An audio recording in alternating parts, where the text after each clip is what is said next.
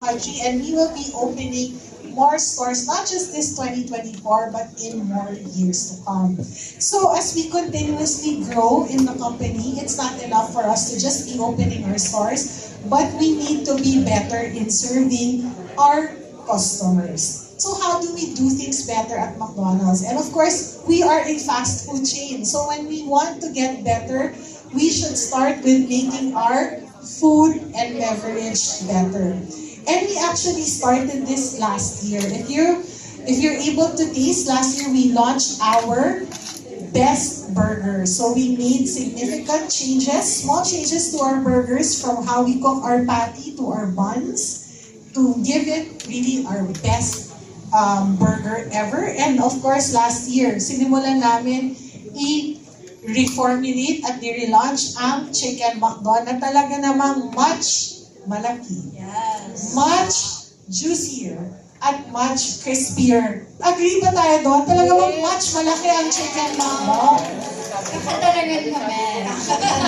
Siyempre, ang Chicken McDo namin is tuloy-tuloy lang ang aming energy and excitement, of course, in promoting our Chicken McDo. But this 2024, we are making our coffee better. So our McCafe iced coffee is now better, and it features a formulation of a bolder brew and creamier blend that, of course, customers will keep coming back for more. And ito, walang etchos talaga. McCafe iced coffee drinker ako. We launched McCafe iced coffee way back in 2012.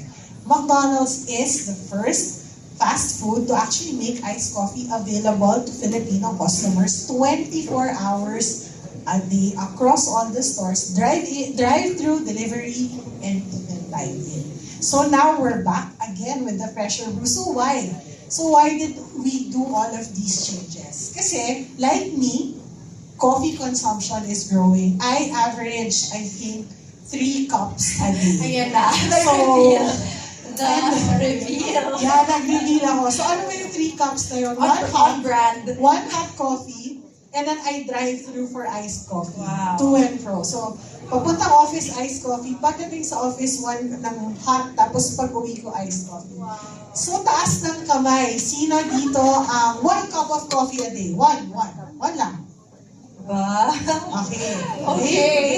Taas ng kamay ang 2. Padami ng padami. Okay. 2 or more. Ayan na. Mga ate, no, but you know, Depende sa araw minsan, di ba? depende din sa stress level na meron ka ng araw na yun.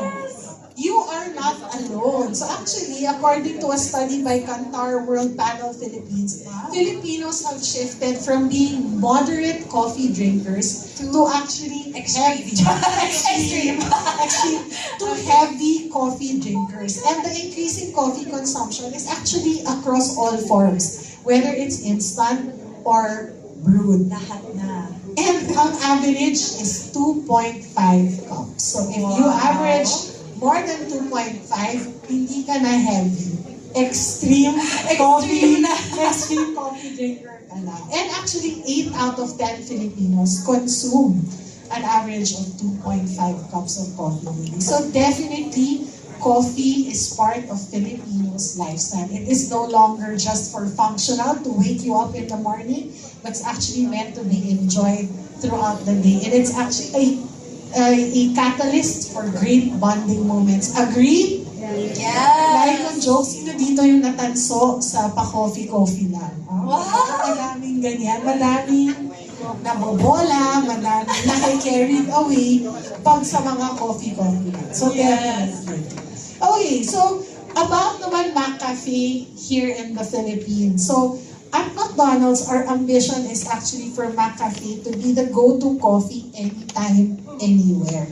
And we have the credibility to do so because with our store network, talaga naman we are able to offer our iced coffee products to more Filipinos. And we will be having a glow-up of our McCafe because along with their new taste of bolder brew and creamier blend, it actually comes with a new and better packaging. So if you notice, it's the yellow. We are featuring our new yellow cup. It's really just to symbolize and show the energy and the youthfulness and excitement that we have for our iced coffee. So ready na ba kayo tikman? So what can you look forward to?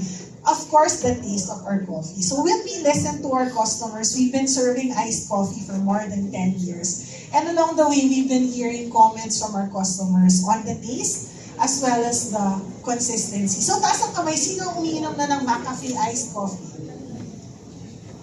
Yeah. So see, majority of you have already been McCafe lovers. So hopefully, when you try our new and improved, you'll be able to taste the difference. And when you come back and order for more, we'll be able to show you the consistency in that said taste.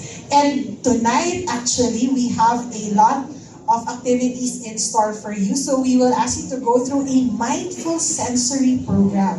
It will help you evaluate what a good cup of coffee is Coming right by up. activating all our senses. So tama Yes. si Jelena, gising tayo hanggang 2 a.m. Mamayang Hanggang gabi. August 19. Hanggang August 19 pag-lunch.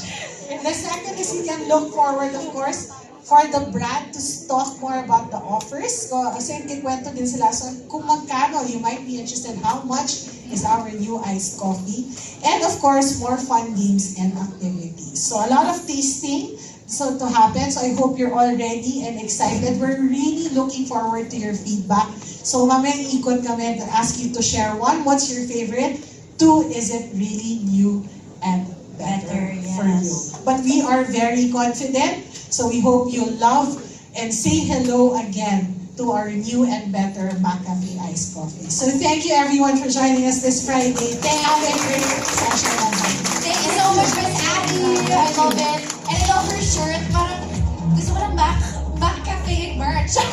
Diba?